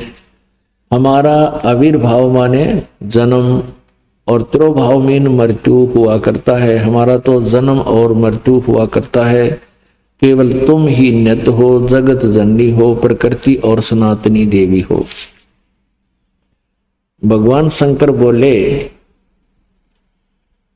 देवी यदि महाभाग विष्णु तुम्ही से प्रकट हुए हैं तो उनके बाद उत्पन्न होने वाले ब्रह्मा भी तुम्हारी बालक हुए। फिर मैं तमोगुणी लीला करने वाला शंकर क्या तुम्हारी संतान नहीं हुआ? अर्थात मुझे भी उत्पन्न करने वाली तुम ही हो। सिवे संपूर्ण संसार की सृष्टि करने में तुम बड़ी चतुर हो। इस संसार की सृष्टि, स्थिति और संहार में तुम्हारे गुण सदा समर्थ हैं। उन्हीं तीनों गुणों से उत्पन्न हम यानी मैं, हम सभी ब्रह्मा, रजगुण, सतगुण विष्णु, तमगुण शिव जी, शंकर नियमानुसार कार्य में तत्पर रहते। ये माया के फूल हैं लाग लाग कुमड़ाई। अब ये सूक्ष्म वेद है जिसमें 600 वर्ष पहले, और इसमें गरीबदास जी को ज्ञान प्राप्त हुआ 250 वर्ष पहले, 300 वर्ष पहले। उस समय यही बात कही थी, ये लिखी हुई है आज हमारे पास। तो पुण्यात्माओं, इससे सिद्ध है कि कबीर इज गॉड। कबीर साहेब, कबीर परमात्मा हमारे पूर्ण कुल मालिक हैं और वही विद्वान हैं। और गरीबदास जी उनके शिष्य थे, उनको भी परमात्मा से वो परिचित हुए, परमात्मा का साक्षात्कार किया। तो उन्होंने ये गवाही दे रखी है जो कबीर जी ने ज्ञान बताया।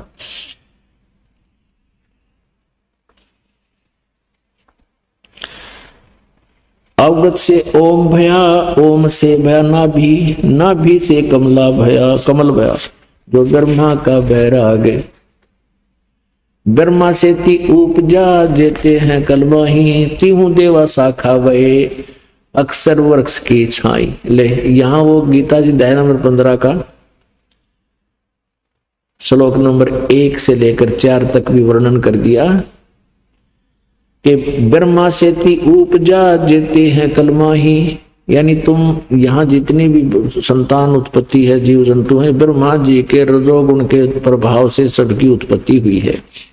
और फिर ये क्या चीज है, ब्रह्मा विष्णु महेश तीहू देवा शाखा भये, ये अक्षर पुरुष की छाही। कबीर परमेश्वर ने अपनी वाणी में लिखा, अक्षर पुरुष एक पेड़ है, निरंजन वा की डार, और तीनों देवा शाखा है, ये पात रूप संसार। माया मन की मोहनी अंदर है हैरान, चित्रगुप्त माया बने और माया है धर्मराय। जो ज्योत निरंजन से उपजा सब माया के माही। जो इस काल के लोक में जिसकी जन्म है वह सब इस माया में फंसे पड़े हैं, दलदल में।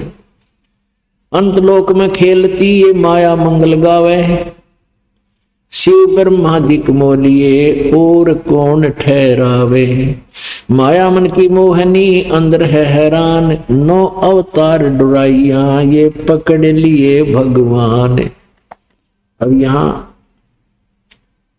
कहते हैं और की तो कौन बचेगा इस माया से, तुम्हारे भगवान भी फंसे पड़े हैं।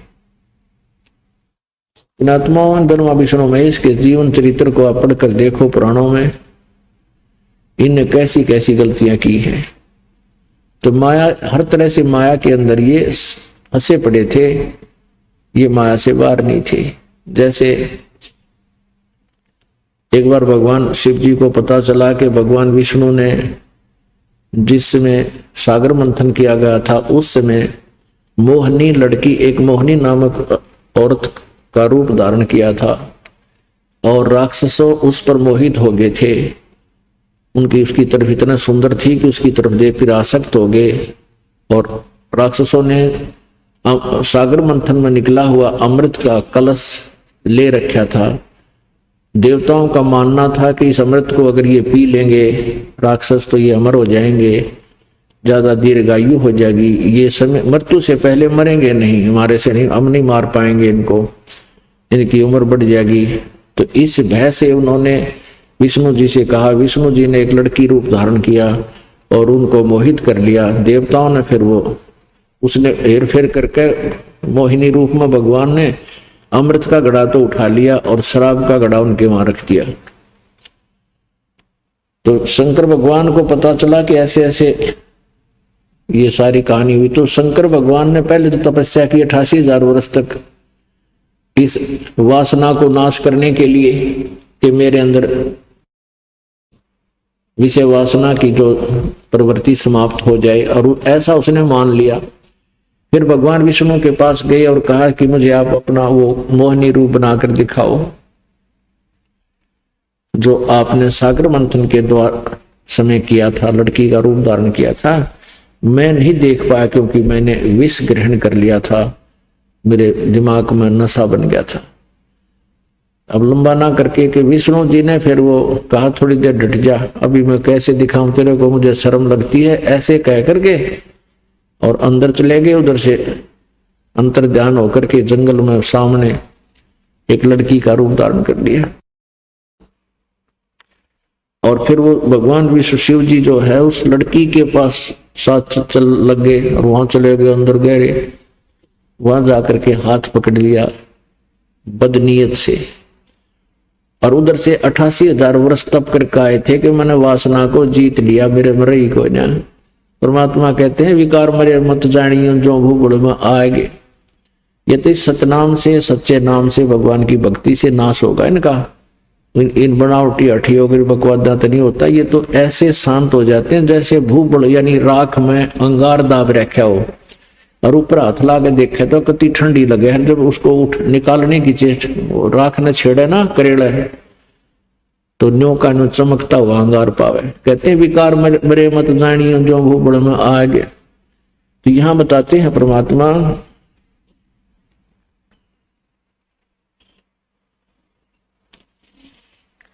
माया मन की मोहनी अंदर है हैरान, नो अवतार डुराइया ये पकड़े लिए भगवान। माया मन की मोहनी जग बहुविध लूटे, सतगुर शरण उबरे दे धारण छूटे। अब निचोड़ दे दिया, निष्कर्ष भी साथ दे दिया कि ये माया जो है इस जीव को बहुत प्रकार से लूटती है। जैसे कौरव पांडव का नाश करा दिया, वहां पर राज माया बन गई, वहां पर राज्य ने माया का रूप धारण कर लिया, कटके मर गए। कौरव मर गए, पांडव फिर हिमालय में गड़कर मर गए और वो राज यही रह गया और नरक में ठोक दिए गए। माया मन की मोहनी जग को बहुविध लूटे। कहते हैं सतगुरु शरण उभरे और दे धारण छूटे।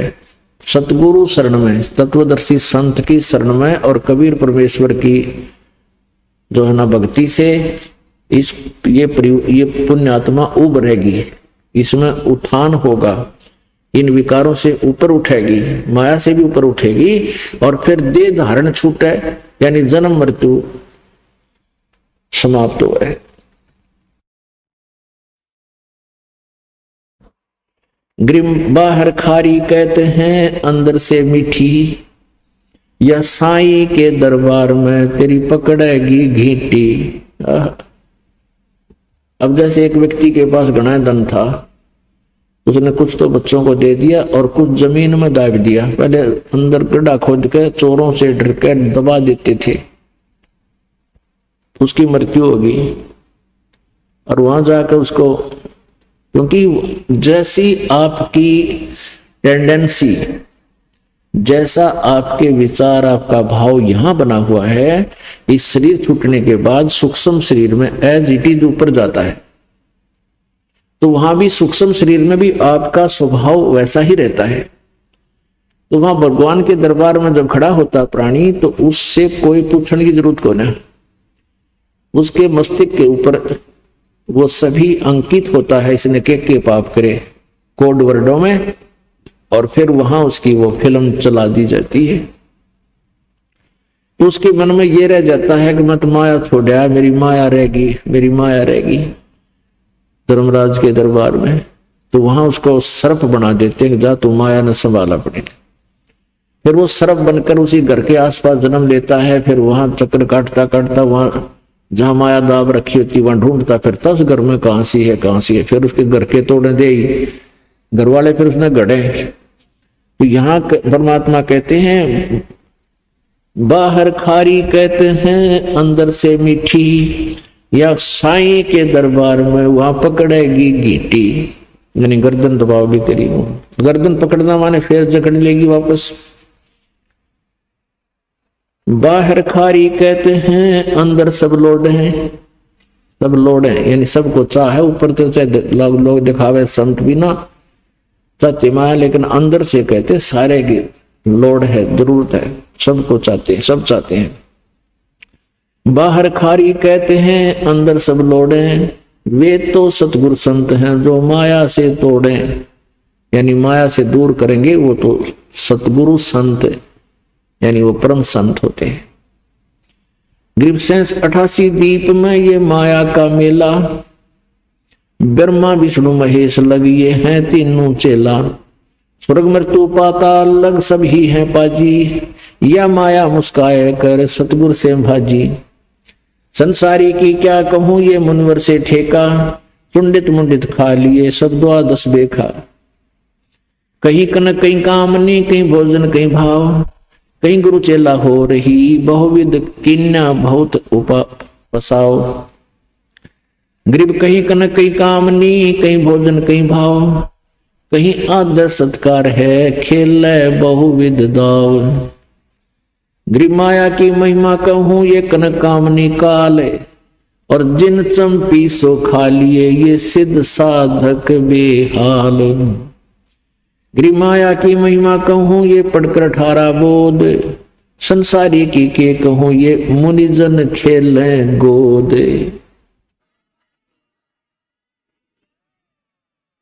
अब आपको कुछ भक्तों के अनुभव सुनाएंगे, ध्यान से सुनना, ये बार बार समय नहीं मिलता बच्चों, या एक एक अक्षर आपका बड़ा कीमती बहुमूल्य है जो भगवान आपको यहाँ लाए हैं। यहाँ आना कोई बच्चों का खेल है, बगैर परमात्मा की रजा से आप इधर मुंह भी नहीं कर सकते। स्पेशल लाया आपको, चाहे कुछ भी कारण बनाया, चाहे दुखी करा चाहे सुखी करा, आपको ऐसे स्थान पर लाकर बैठा दिया।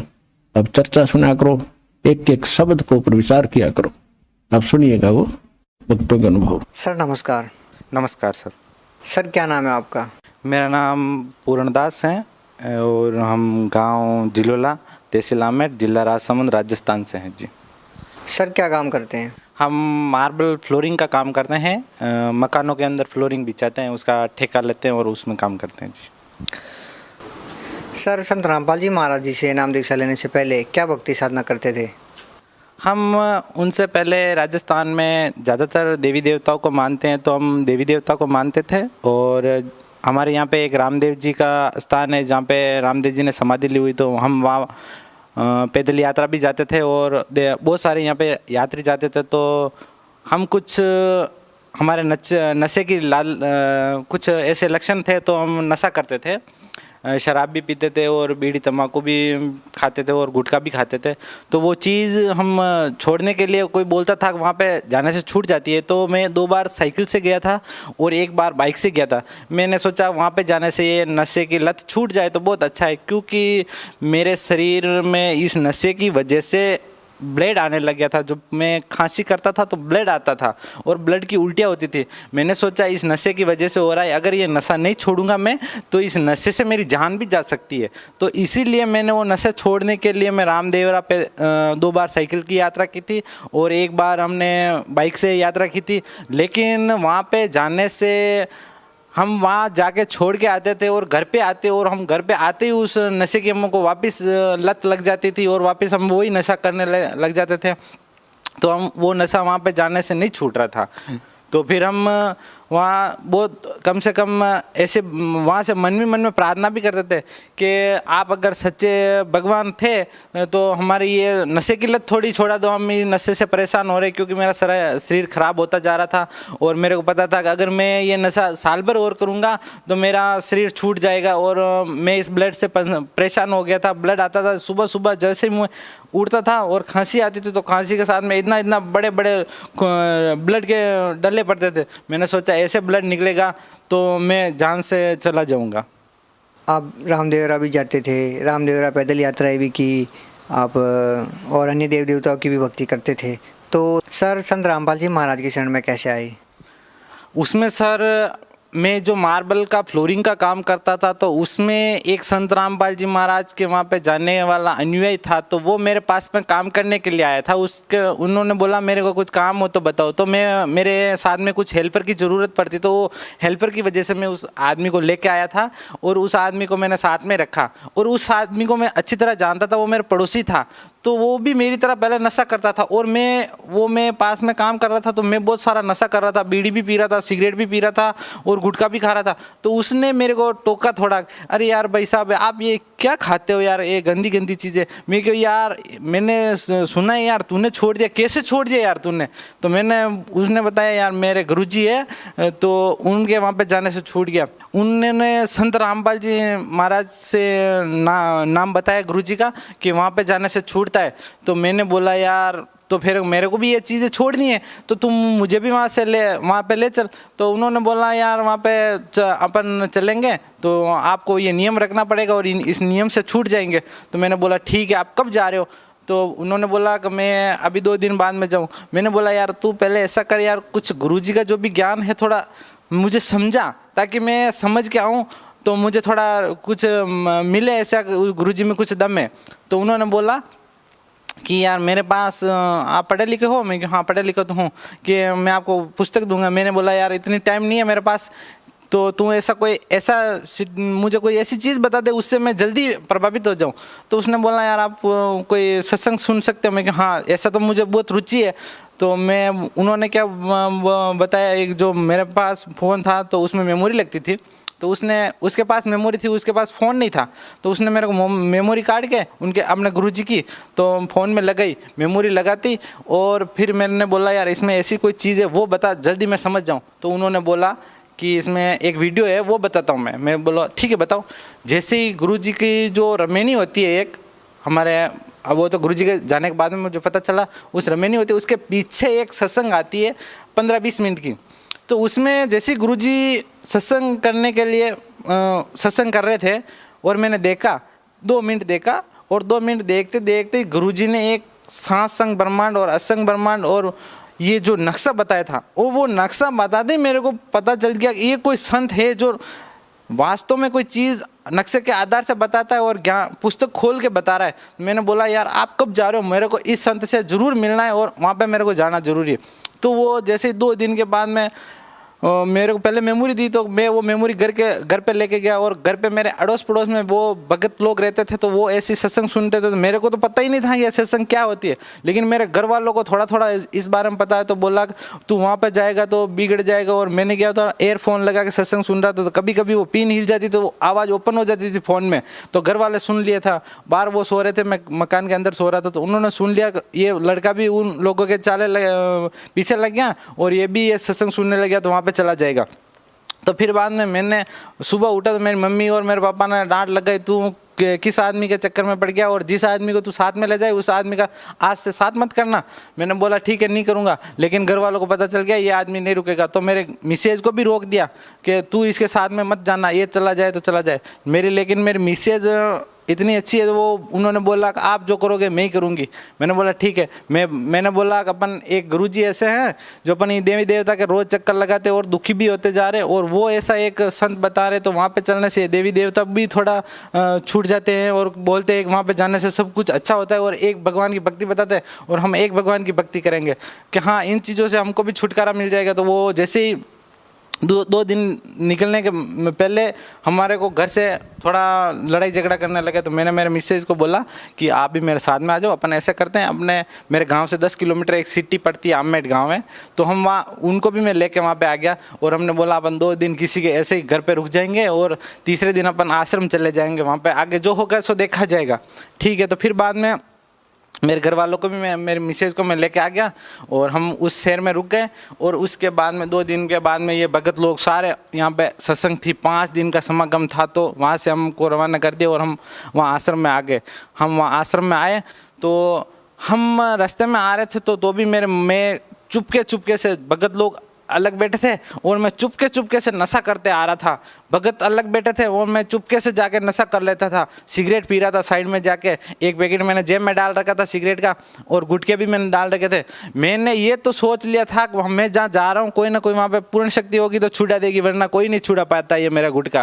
तो जैसे ही मैं हिसार पहुँचा, और हिसार पहुँचते ही मैंने ऐसे सोचा, यहाँ से पूछा कि यहाँ से कितना किलोमीटर दूर है आश्रम, तो बोला यहाँ से 30 किलोमीटर दूर है। मैंने सोचा एक अपन साइड में जाके एक और सिगरेट जला लेते, फिर बाद में पीने दें या ना पीने दें। भगत सर, मैंने जैसे ही वहाँ पे एक सिगरेट जलाने की कोशिश की और मैंने एक फूंक ली और फूंक लेते ही मेरे को यहाँ से पकड़ लिया, पता नहीं किसी ने पकड़ लिया। जो जैसे ही वो धुआं अंदर का तो अंदर और बाहर का बाहर, मेरी आंखें ऊपर चढ़ गई। मैंने वहीं से सोच लिया मैं कि जहाँ मैं जा रहा हूँ वहाँ पे कोई ना कोई पूर्ण शक्ति है जो मेरे यहाँ से मेरे को ब्रेक कर दिया। उसी टाइम से मैंने वो सिगरेट फेंक दी और जो मेरा पैकेट था सिगरेट का वो भी मैंने वहाँ पे डाल दिया। फिर मैं वहाँ से आश्रम में गया। आश्रम में जाते मैंने तो देखते ही आश्रम को, सतलोक आश्रम में घुसा मैंने और वहाँ की जो व्यवस्था देखी मैं तो हक्का बक्का रह गया। और मैंने वहाँ पे जो मेरे साथ में आने वाला था वो बोले कि मैं आपको नियम बता देता हूँ। मैं क्यों, मेरे को नियम समझने की ज़रूरत नहीं है, तू पहले मेरे को नामदान दिला दे। जैसे मैं गया वहाँ पे और मैंने नामदान ले लिया और मेरे भगतमती ने भी नामदान ले लिया। फिर हम संत रामपाल जी महाराज के दर्शन किए और संत रामपाल जी महाराज ने जैसे ही हमारे को आशीर्वाद दिया और हमारे शरीर में ये ऐसा लग रहा था, पहले तो हम शरीर में जैसे वजन लेके घूमते थे, इतना शरीर भारी भारी रहता था। जैसे ही परमात्मा ने हमारे ऊपर आशीर्वाद दिया और हमारा हजारों क्विंटल शरीर का वजन हल्का हो गया और एकदम हम स्वस्थ हो गए थे। और लेकिन जिस टाइम में गया था तो उस टाइम में सर मेरे दाढ़ में इतना दर्द हो रहा था। हम 4-5 दिन की सत्संग थी लेकिन हम 4 दिन ही वहाँ पे सत्संग सुन पाए, लेकिन दाढ़ में बहुत दर्द था। दाढ़ में दर्द था तो उस दाढ़ के इतना कीड़ा पड़ चुके थे तो हमने क्या, हम गुटखे बहुत खाते थे, दांत सड़ चुके थे।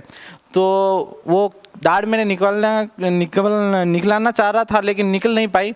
तो एक यहाँ से हिसार से कोई 600 किलोमीटर दूर एक पाली जिला पड़ता है, उस जिले में कोई ऐसा अच्छा डॉक्टर था दाढ़ निकालने वाला। तो हम 4 दिन की सत्संग सुनी, फिर हम वहाँ से प्रणाम करके गुरुजी को निकल गए। हमने सोचा ये तो हमारे कर्म के फोड़े हैं, ये तो गुरुजी, इसमें क्या दोष है गुरुजी का। और हम तो यहाँ से निकल के वहाँ पर जाकर ऑपरेशन करा के निकलवा देंगे। वहाँ पर मेरा दोस्त रहता था तो मैं वहाँ से सीधा निकला और पाली आया।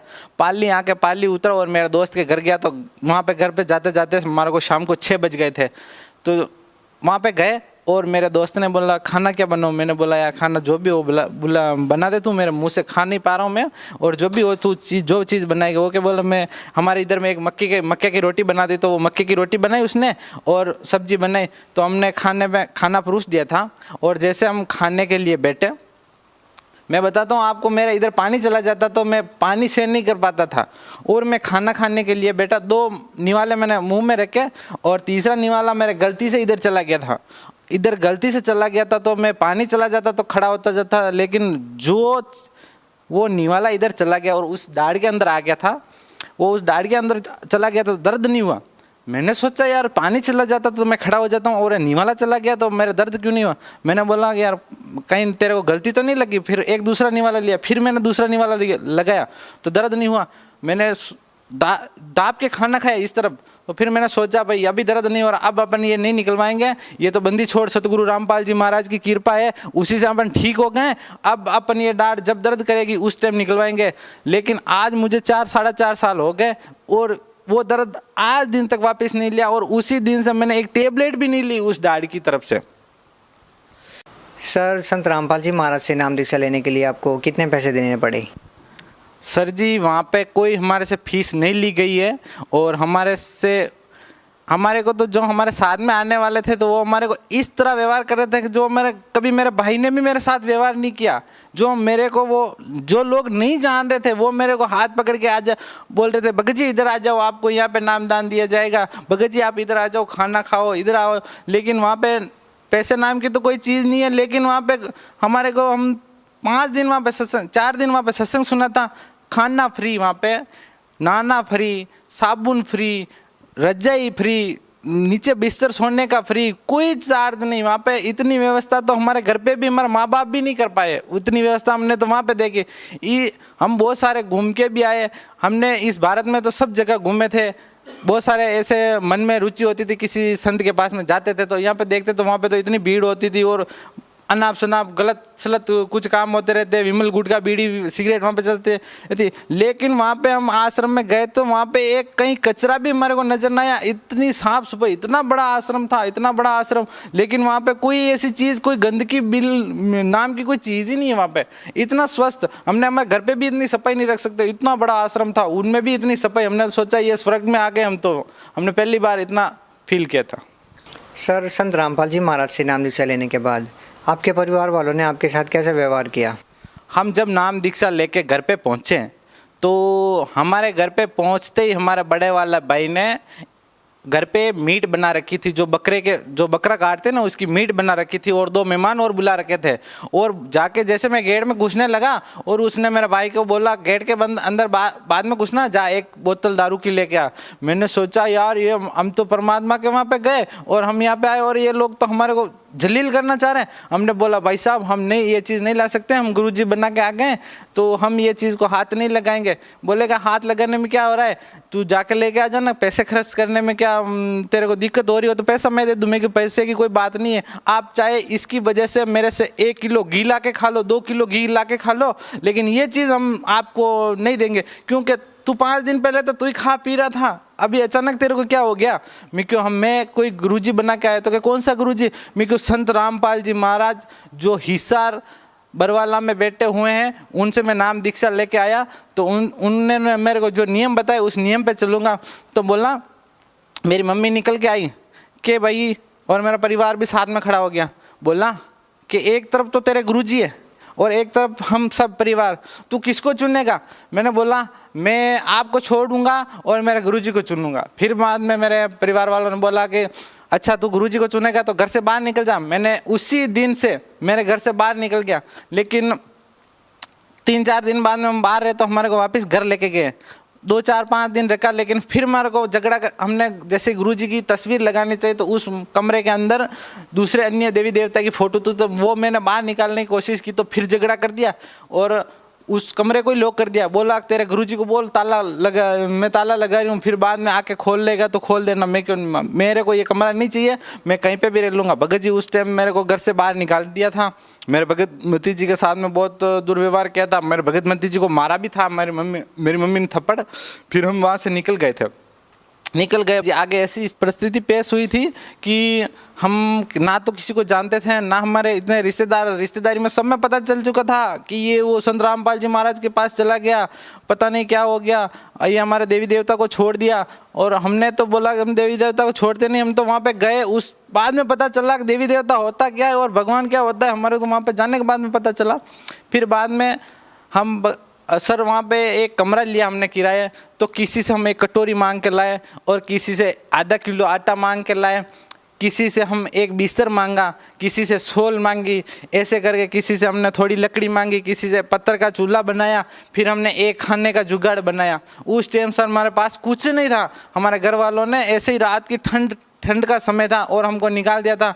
तो मेरे घर वाले जो मेरे भगतमती थे उन्होंने 1 साल ऑर्डर थकी थी वो फटी हुई, वो साल लेके हम एक कमरे पे पहुंचे। हमने कमरा लिया 500 रुपये में भाड़ा पे, और फिर बाद में हमने जो व्यवस्था जमाई और शाम को फिर हमने खाने की व्यवस्था जमाई, खाया हमने। फिर बाद में वहाँ पे हम तस्वीर लेके गए थे हमारे गुरुजी की, फिर वहाँ पे हमने सामने गुरुजी की तस्वीर लगाई, फिर बाद में हमने दीपक किया और वहाँ पे दंडवत प्रणाम किया, मालिक में क्यों हम अब आपके सहारे पे हैं, हमारे परिवार वालों ने साथ छोड़ दिया, अब आप ही हमारे सहारा हो।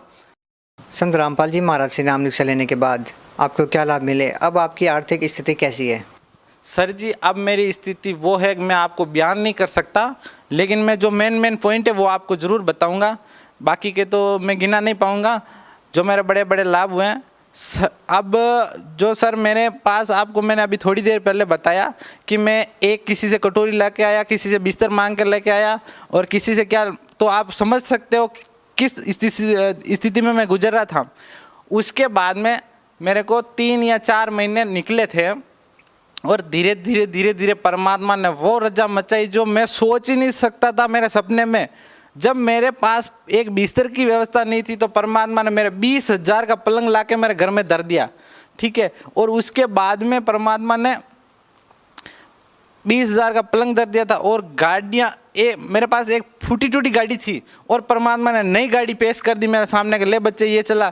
फिर बाद में वो गाड़ी भी थोड़ी ख़राब निकली तो फिर परमात्मा ने दूसरी गाड़ी बेच दी। मैं इस स्थिति में था कि मेरे को कोई 5 रुपए देने वाला नहीं था, और आज परमात्मा की रजा से, बंदी छोड़ सतगुरु रामपाल जी महाराज की रजा से मेरा एक काम कोई 10 मिनट में अटकता होता है और बंदी छोड़ सतगुरु रामपाल जी महाराज को मैं याद करता हूँ, पूर्ण परमात्मा यही है। तो ये एक 10 मिनट में मेरा काम सवार देते, चाहे 50,000 रुपये का काम अटका होता है, मैं काम छोटा मोटा ही करता हूँ, कोई मैं बड़ा काम नहीं करता हूँ, मार्बल का काम करता हूँ, उसमें ठेका लेता हूँ तो मेरे को 500-700 रुपये देड़ी मिलती है दिन की। और परमात्मा मेरे को ऐसी रजा बख्शते, कभी मेरे को ऐसे मैंने स्टेप दे के जो मेरे को किसी दिन 10,000 रुपये की या 20,000 रुपये की ज़रूरत पड़ी है और किसी का फ़ोन आया कि अभी आपको 1 घंटे में 20,000 रुपये की व्यवस्था करनी पड़ेगी, तो मैं परमात्मा को याद करता था, बंदी छोड़ सतगुरु रामपाल जी महाराज को याद करता था। और जब मैं घर से मैं कुछ ही दूर होता था, मेरे घर से 5 किलोमीटर या 10 किलोमीटर, उस रास्ते से मैं घर पहुंचता तब तक मेरे आगे व्यवस्था हो जाती थी 20,000 रुपये की, चाहे 30,000 रुपये की, चाहे 50,000 रुपये की। मैं उसी टाइम परमात्मा बंदी छोड़ सतगुरु रामपाल जी महाराज को याद करता था। मैं क्यों, आप इस धरती में आए हो हमारे लिए, हमारे नीचों के लिए घूम रहे हो और यहाँ पे आपको कोई पहचान नहीं पा रहा है परमात्मा। तो उस टाइम हमारा बहुत फीलिंग होती है और कभी कभी आंखों में आंसू निकल आते हैं भगत जी कि ये जो परमात्मा हमारे लिए यहाँ पे दुख देख रहे हैं और ये पब्लिक है, आम पब्लिक ये नहीं समझ पा रही है कि भाई ये कौन है। जब मैं आश्रम गया था उससे 6 महीने पहले मेरे मिसेज के पेट में एक बच्चा था, तो डिलीवरी थी, तो हम उस डिलीवरी को लेके परमात्मा की शरण में गए तो सब कुछ अच्छा ही था। और उसके बाद में हम जब डिलीवरी होने का समय आया, जब 9 महीने उनके पूरे हो चुके थे और जैसे ही अचानक वो टाइम आता है और उसमें टाइम में उसको दर्द हुआ, तो दर्द होने के बाद में हम हॉस्पिटल पहुँचे तो थोड़ा ज़्यादा दर्द हो रहा था। तो डॉक्टर ने चेक किया, चेक करने के बाद में उन्होंने, डॉक्टर की पूरी टीम आई थी, डॉक्टर की पूरी टीम ने चेक किया था। चेक करने के बाद में वो जहाँ पे हॉस्पिटल था तो वो छोटा था, हमारे तहसील वाइज का हॉस्पिटल था तो वो छोटा था, तो वहाँ पे डिलीवरी का सही डिलीवरी नहीं होने के कारण वो बोल रहे थे कि आप आगे एक बड़ा ज़िला है उदयपुर, तो उस उदयपुर लेके पहुँचो और इस बच्चे जो इसके पेट के अंदर जो बच्चा है वो खारिज हो चुका है। मैंने बोला यार बच्चा खारिज हो चुका है, तो मेरे अंदर विश्वास नहीं हो रहा था कि बच्चा खारिज कैसे हो सकता है। हमने पहले सोनोग्राफी करवाई, उसमें अच्छा था, सब कुछ रेडी था, तो मैंने बोला बच्चा मर कैसे सकता है पेट के अंदर। फिर मैंने सोचा यार क्या करें, तो उन्होंने बोला कि भाई यहाँ से तुम उदयपुर लेके भगो या फिर कहीं और हॉस्पिटल में लेके जाओ, हमारे बस का काम नहीं है, हम यहाँ इनको इस डिलीवरी को हैंडल नहीं करेंगे। मैंने बोला ठीक है आप हैंडल नहीं करते हो, तो हमने उनकी बात नहीं मानी और हम घर चले गए। और घर जाने के बाद में हमारे घर वालों ने बोला कि क्या हुआ, मैं क्या अभी उन्होंने कुछ हाँ नहीं बोला, कल आना, तो हम कल जाएंगे। तो फिर हम इस बात को घर वालों को नहीं बताया ऐसी कंडीशन, और हमारे जो भगतमती थी हम दोनों जान रहे थे इस बात की प्रॉब्लम है। तो संत रामपाल जी महाराज से प्रार्थना लग गई थी कि गुरुजी हम इनका ऑपरेशन करवाएं या ये डिलीवरी ऐसे ही रखें। तो गुरुजी ने बोला आपको ऑपरेशन नहीं करवाना है और बच्चा हो जाएगा। तो बंदी छोड़ सतगुरु रामपाल जी महाराज की जिस बात पे हमने विश्वास करके, हम तो दृढ़ हो गए थे कि हमने गुरुजी ने बोल दिया वही सही है, तो हम तो वहीं रुक गए। और फिर बाद में हमारी भगतमती को वापस एक दिन निकल गया, पूरी रात निकल गई, फिर वापस दूसरे दिन की 3 बज गई थी। 3 बजे के बाद में वापस अचानक उनका दर्द बढ़ा, तो इतना ज़बरदस्त बढ़ा तो वो पूरे घर में लौटने लगे। तो हमने सोचा यार क्या करें, फिर हमने चला वापस उसी हॉस्पिटल में चलते हैं, उसी दोबारा वापस उस हॉस्पिटल में गए। तो उस डॉक्टर ने तो देखते ही कह दिया भाई हमने कल ही मना किया था और कल ही बच्चा अंदर खारिज हो चुका है, मर चुका है, और ये लेडीज़ जिंदा कैसे, वो तो जेट चढ़ जाना चाहिए और ये भी मर जानी चाहिए। तो हमने सोचा अभी जो बता रहे बाद में कितनी सच्चाई है, हमने उनको सोच रहे थे कि इनमें कितनी सच्चाई है या कितना सही है, ये तो बच्चा या डिलीवरी होने के बाद नहीं पता चलेगा। तो डॉक्टर ने हाथ खड़े कर दिया और डॉक्टर तो पास में ही नहीं आता है, बस उतनी दूर से दूर रहता है कि मैं इस केस को हैंडल नहीं करूँगा। लेकिन मेरे साथ में जो हमारे गांव की नर्स थी वो आई थी, तो उन्होंने बोला कि आप मान नहीं रहे हो, इनको अपन उदयपुर लेके चले जाए। उसमें मेरे प्रॉब्लम क्या हो रही थी, मेरे पास पैसे भी नहीं थे उस टाइम, मैं पैसे से बहुत, उस टाइम मेरे पास पैसे नहीं थे, और पैसे भी होते तो मैं शायद ले चाहता, लेकिन पैसे नहीं थे। तो मैंने बोला आप जो भी करना है आप कर लो। उनकी मना करने के बाद में 3 घंटा में 3 बजे से 6 बजे तक उसी हॉस्पिटल में रहा और ज़बरदस्ती हमने वार्ड में घुसा दिया। और जो सिस्टर थी उसको मैंने बोला आप कैसे भी करके इस डिलीवरी को यही फाइनल कर दो, जो होना होगा जो होगा, और हमारे को जो मिलना होगा वो यही मिल जाएगा, हम आगे पीछे नहीं जाएंगे, जो मर गया और जो होना सो हो जाएगा। तो फिर भी वो डॉक्टर डर रहे थे और 6 बजे की छुट्टी के टाइम पे वो सारे डॉक्टर अपने छुट्टी के हिसाब से घर चले जा रहे थे। और जैसे ही 7:30 बजी और 6:30 बजे थी। माली की दया से, बंदी छोड़ सतगुरु रामपाल जी महाराज की दया से वो बच्चा ऑटोमेटिकली गर्भ से आधा बार आ गया। आधा बार आते ही जब पूरे हॉस्पिटल में हंगामा फैल गया कि भाई उस लेडीज़ के जो बोल रहे थे वो ऑपरेशन करना था, वो तो ऑपरेशन की वजह ही वो बच्चा ऑटोमेटिक बाहर आ गया, तो उसको जो भी हो जो ट्रीटमेंट कर दो फटाफट, और आगे की कोई कार्रवाई है तो आगे भेजो।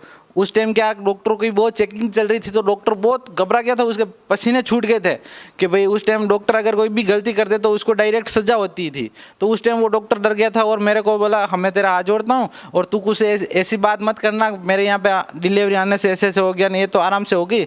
मैंने बोला जो भी हो आपका जो ट्रीटमेंट है वो कर लो, मैं कुछ नहीं कहूँगा।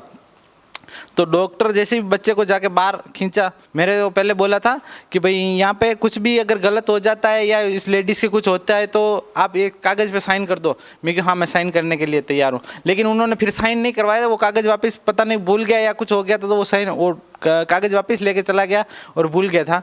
तो वो बच्चा बाहर आया डिलीवरी के होने के बाद आधा, और डॉक्टर ने उसको पूरी डिलीवरी करी और बच्चे को देखा तो बच्चा मृत्यु तो थी पहले, उनको पता थी डॉक्टर को, और वैसे उसको मरा हुआ घोषित कर दिया। तो मरा हुआ घोषित करने के बाद में उसको जो भी वो खून में भरा हुआ था भी उसको कपड़े में लिपेट के कूड़े के पास जाके रख दिया। भाई यहाँ पे इसको दफनाना चाहोगे या घर पे ले जाओगे? हमने बोला पहले तुम हमारे इस लेडीज़ का ट्रीटमेंट कर दो, फिर बाद में हम जहाँ ले जाना चाहेंगे वहाँ ले जाएंगे। तो उन्होंने फिर बोला कि ठीक है। जब बच्चे को उस कूड़े के पास में रख दिया और मेरे भगतमती जी को ट्रीटमेंट कर रहे थे, तो भगतमती जी को जब बच्चे को बाहर खींचने की कोशिश कर रहे थे वो जो डॉक्टर, उस टाइम बंदी छोड़ सतगुरु रामपाल जी महाराज उस डॉक्टर के रूप में मेरे भगतमती जी के पास पहुंच गए थे, और उसी चेहरे में परमात्मा ने उनको दर्शन दिए उस डॉक्टर के रूप में। भाई बेटी मैं आ चुका हूँ, तू घबरा मत। मेरी भगतमती बहुत घबरा चुकी थी और बोला भाई मैं यहाँ पे आ चुका हूँ और तुम घबराने की ज़रूरत नहीं है, मैं आज आ चुका हूँ और तेरा ट्रीटमेंट मैं करूँगा। तो उसको विश्वास हो गया था भगतमती जी को, और बच्चे को वहाँ पे रख दिया। और आधा घंटा बीत चुका था और मैंने सोचा बाहर नहीं आया, तो फिर मैं भी गया अंदर। तो बच्चे को वहाँ पे ऐसे प्लेट के रखा था, मैंने को पता लग गया कि बच्चा खारिज हो चुका है। मेरे भाभी थे तो उनकी आंखों में आंसू आ रहे थे, और जो वो साथ में सिस्टर थी उनके भी आंसू आ रहे थे, और मेरे को पता चल चुका था कि बच्चा खारिज हो गया। मैंने सोचा भगतमती की तरफ देखा तो वो थोड़ी अच्छी थी। मैंने उनको बोला क्या हाल चाल है आपके? तो ठीक है। और गुरुजी आए तो मैंने बोला अच्छा। मेरे मन में गदगदी हो गई थी, मालिक आए थे, चलो जो हुआ सो अच्छा हुआ। फिर बच्चे की तरफ देखा तो वो भी कुछ नहीं बोली भगतमती, और मैं भी कुछ नहीं बोला।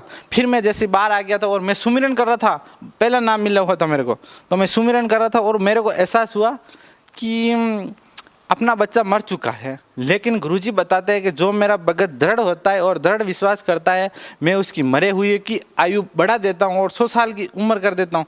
तो मैंने सोचा अपन तो इतने दृढ़ है अपने परमात्मा की, अल्लाह अपन किसी की बात ही नहीं सोचते, चाहे कुछ भी दुनिया कुछ भी कहो तो हम कुछ नहीं सोचते। तो ये कैसे? मैंने सोचा कुछ ना कुछ अपना कर्म होगा या अपना कोई अगला जन्म का कोई ऐसे कर्म होगा, तो ये बच्चा चला गया, इतना इसका इतना ही जन्म होगा। सर मैं आपको क्या बताऊं कि वो बच्चा जो कूड़े के पास में पड़ा था उसको रख रखा था कि भाई उसको यहाँ पे दफनाओ या घर पे ले जाओ। तो वो कूड़े के पास में से अचानक रोने की आवाज़ आई। अचानक रोने की आवाज़ आई तो वो हॉस्पिटल के पूरे जितने भी गार्ड थे और जो भी डॉक्टर थे वो एकदम इकट्ठा हो गए कि ये अचानक ऐसा कैसे हो गया, भाई ये बच्चा जिंदा कैसे हो गया। और बताओ मैं आपने क्या कि बच्चा भी हुआ था 900 ग्राम का बच्चा हुआ था, यानी कि बच्चा होता है 3 किलो का 2.5 किलो का बच्चा होता है। ये सबको पता होता है, लेडीज़ को भी पता होता है, डॉक्टर को भी पता होता है, अपने सबके बच्चे होते हैं तो उनको पता होता है कितने किलो का बच्चा होता है। कम से कम 2 किलो का तो होता ही होता है, और वो 900 ग्राम का बच्चा था। 900 ग्राम का बच्चा उस कपड़े में भी नहीं दिख रहा था, हमने देखा था उसका सिर भी इतना सा और पाँव भी इतने इतने थे। और वो बच्चा रोने लगा और डॉक्टर ने बोला चलो बच्चा तो ये जिंदा है, इसको आप एसी में भर्ती करो या फिर इनको यहाँ पे तो कोई एसी है नहीं, आप यहाँ से इनको लेके भगो, और इस लेडीज़ को भी आप वहीं पे ट्रीटमेंट कराना, ये दोनों वहीं से बच जाएंगे। यहाँ पे ये बच गए, जो ये बच्चा जिंदा हो गया तो आपके बहुत लकी हो। और पता नहीं आपके किस वजह से ये बच्चा ऐसे रो रहा है, हमारे को तो समझ में ही नहीं आ रहा। उस टाइम हमारे को लगा कि बंदी छोड़ सतगुरु रामपाल जी महाराज ने इतनी बड़ी दया कर दी है, अब हम तो कहीं नहीं जाएंगे। हम तो उसी टाइम मान लेके वहाँ पे प्रणाम किया और मन में शुक्रगुजार किया, परमात्मा आप पूर्ण परमात्मा हो और आप ही सृष्टि को चला रहे हो। तो फिर बाद में उस डॉक्टर ने बोला कि इसको हम लिख के देते हैं, यहाँ से आप लेके रेफर हो जाओ। मैं कि हम आप आप ट्रीटमेंट करोगे तो ठीक, नहीं तो यहाँ से आप रवाना करोगे तो हम हमारे घर चले जाएंगे। तो उन्होंने बोला कि आप घर चले जाओगे, ये मर जाएगी, ये बच्चा 900 ग्राम का है, एसी में रखना पड़ेगा कम से कम 1 महीना, तभी तो इसका थोड़ा स्वस्थ ठीक होगा। मैं क्यों, जो बच्चा मर चुका था वो वापस जिंदा हो चुका है, और हम बंदी छोड़ सतगुरु रामपाल जी महाराज की शरण में, अब हमारे बच्चे का कोई बाल भी बांका नहीं कर सकता, ये हमारे को दृढ़ विश्वास है। फिर उस बाद में डॉक्टर ने बोला ये लड़का पागल है और ये बात समझ ही नहीं रहा। मेरा भाई आया था, मेरे भाई को समझाया कि यार तेरे भाई को समझा और इस लेडीज़ को, इस बच्चे को लेके जा, इतनी हालत ख़राब है इनकी, हम कुछ नहीं बता सकते। लेकिन मुझे पूरा दृढ़ विश्वास था बंदी छोड़ सतगुरु रामपाल जी महाराज पे कि वही पूर्ण परमात्मा है और वही सृष्टि को चला रहे और हमारे बच्चे को इन्होंने जिंदा कर दिया है। तो अब हमारे कौन कुछ बिगाड़ सकता, कोई कुछ नहीं बिगाड़ सकता, हम तो उनकी माला जपेंगे और उनके ही गुण गाएंगे। फिर हमारा सुमिरन चालू, और मेरे भगतमती जी को, और वो नहीं माने डॉक्टर और हम भी नहीं माने थे, और उन्होंने वहीं पे वापस ट्रीटमेंट चालू करके हमारे को बेड पे 3 दिन के वहाँ पे भर्ती कर दिया था हमको। हमने बोला ठीक है, रोज़ डॉक्टर दिन में, रोज़ तो वो दूसरे को तो चेक 1 बार करता है, हमारे को 3 बार आके चेक करता था, कैसा है आपका बच्चा, कैसा है। हमने बोला ये आप देख लो, बिल्कुल बच्चा स्वस्थ था। और बंदी छोड़ सतगुरु रामपाल जी महाराज से हमने फिर प्रार्थना लगवाई, बच्चा मालिक आपका छोटा भगत हुआ है, उसका कोई नाम निकालना है। तो मालिक ने उनका नाम परवेश दास नाम निकाला था भगत जी। तो हम उनको लेके 18 दिन का हो चुका था, और 18 दिन के बाद में हम रह नहीं पा रहे थे, क्योंकि हम परमात्मा के दर्शन करने चाहते थे बंदी छोड़ सतगुरु रामपाल जी महाराज के, कि हम एक बार परमात्मा के दर्शन हो जाए, इस बच्चे को भी अपन हाथ दिला दें मालिक का, तो इनका जो भी कुछ आगे का भविष्य होगा वो थोड़े अच्छा हो जाएगा। हमारे को बच्चे की चांस नहीं थी उस बच्चे की। तो हमने चला अपन एक बार चले सतलोक आश्रम और वहाँ पे जाके परमात्मा से आशीर्वाद दिला देते तो बहुत अच्छा रहेगा। तो हम वहाँ पे आए, और आते ही हम आश्रम की लाइन में लगे थे। इधर लेडीज़ की लाइन लगती और इधर जेंट्स की, तो मैं तो जेंट्स की लाइन में लग गया था, और लेडीज़ की लाइन में उस मेरी भगतमती जी को बोला, मैंने गुरुजी से हाथ सिर पे एक बार आशीर्वाद दिला दे मालिक का। तो जैसे मेरी भगतमती गुरुजी के सामने गई, गुरुजी इतने दूर खड़े थे, जैसे बच्चे को देख के हंसते हंसते हंसते हंसते आ रहे, दूसरे को आशीर्वाद देते देते आ रहे, और जैसे ही आए और बच्चे को पकड़ के बोला परवेश दास क्या हालचाल है। और उसी टाइम मेरे भगतमती की जो जमीन, पाँव से जमीन खिसक गई थी कि बच्चे का नाम फ़ोन से निकाला बंदी छोड़ सतगुरु रामपाल जी महाराज ने, और यहाँ पे आश्रम में आते ही उस 18 दिन को बच्चे को कैसे पहचान लिया। उसी दिन हमको पता लग गया था ये बंदी छोड़ सतगुरु रामपाल जी महाराज पूर्ण ब्रह्म कबीर साहिब के अवतार में यहाँ पे बरवाला में आए हुए हैं, और यही भगवान है, फाइनल गॉड है। उसके बाद में भगत जी हम इतने खुश हो गए थे, इतने खुश हो गए थे, हमारा भगतमती जी भी इतने खुश हो गए थे कि ये भगवान है। अब अपन चाहे दुनिया रूठ जाए, चाहे पूरा परिवार रूठ जाए, चाहे पूरा ब्रह्मांड रूठ जाए, लेकिन हम इन परमात्मा को नहीं छोड़ेंगे, कभी मरते दम तक नहीं छोड़ेंगे। सर भगत समाज को क्या संदेश देना चाहते हैं? भगत समाज को मैं यही संदेश देना चाहता हूँ कि बंदी छोड़ सतगुरु रामपाल जी महाराज कोई आम इंसान नहीं है, ये पूर्ण परमात्मा, ये पूर्ण ब्रह्म है। ये सतलोक से चल के हमारे लिए, हमारे को पार करने के लिए आए। क्योंकि आप सोचते हो जब 9 महीने आप गर्भ में हो, जब सभी को पता है कि 9 महीने गर्भ में रहते हो, तब आप भगवान को याद करते हो, कहते हो हे भगवान हमको बाहर निकालो, हम बाहर निकलते ही आपकी भक्ति करेंगे। और ये परमात्मा ही आपके लिए आता है और इन्हीं को याद करते हो, क्योंकि इनकी भक्ति करके आप सतलोक जा सकते हो, पार हो सकते हो इस ब्रह्मांड से। तो ये परमात्मा वो है जो आपके लिए आए हुए हैं। तो आप इन नकली गुरुओं के चक्कर में ना पड़े। ये जो नकली है ये आपके पक्के दुश्मन है, क्योंकि ये आपको भ्रमित करना चाहते हैं, ये भ्रमित करके आपको इसी काल के जाल में रखना चाहते हैं। तो बंदी छोड़ सतगुरु रामपाल जी महाराज के पवित्र साधना चैनल पे एक चैनल जो शाम को सत्संग आता है, उसको आप एक बार जरूर देखें, क्योंकि अगर आप 5 मिनट भी उनको घोर लगा के समझना कि वो क्या ज्ञान समझाते हैं और क्या ज्ञान बताते हैं आपको, उस ज्ञान को आप देखो, एक बार समझो, और फिर बाद में बंदी छोड़ सतगुरु रामपाल जी महाराज की दीक्षा लो। क्योंकि पहले एक बार आप ज्ञान को नहीं समझोगे तो आपको पता कैसे चलेगा। और जो है नकली बोलते होंगे आपको कि इस गुरुजी की सत्संग नहीं देखनी, या ये आप ये चैनल मत देखना, तो वो आपके पक्के दुश्मन है। जब आप किसी की चीज़ नहीं देखोगे तो आपको पता कैसे चलेगा कि ये नकली है कि असली है। और आप किसी चीज़ को बाजार में जाते हो खरीदने के लिए जाते हो तो उस चीज़ को आप 2 बार या नहीं 3 बार देखते हो, ऊपर से नीचे से, तो आपके गुरुजी जो पहले वाले नकली गुरु है वो आपको फंसाए बैठे हुए हैं और परमात्मा की शरण में नहीं जाने दे रहे बंदी छोड़ सतगुरु रामपाल जी महाराज के।